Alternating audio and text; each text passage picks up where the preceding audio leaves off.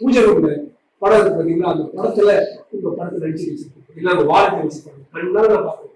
கண்ணால நான் பாக்குறேன் லிவர் டிசீஸ்க்காக கல்லீரல் வியாதிக்காக ட்ரீட் பண்ணும்போது வாலெட்டுக்குள்ள டாக்டரோட போட்டோ வச்சிருக்கு. டாக்டர் தான் ரீஹபிலிட்டேஷன் சென்டர் மலையாளம்.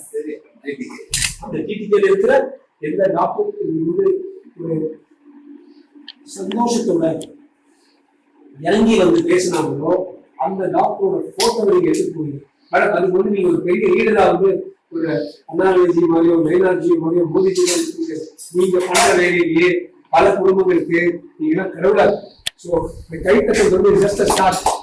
உள்ள இருக்கிற அன்புக்கு ஒரு பிரதிபலிப்பாங்க.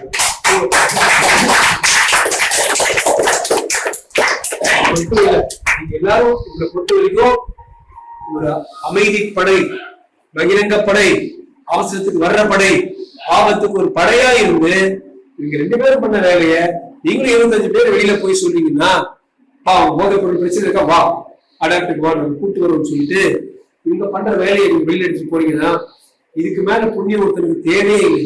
வள்ளுவர் சொல்றது மனத்துக்கண் மாசு இளம் அனைத்துக்கள் ஆதர நீர பெற அனைத்தர நாதர நீர மத்தெல்லாம் முக்கியம் இல்லப்பா.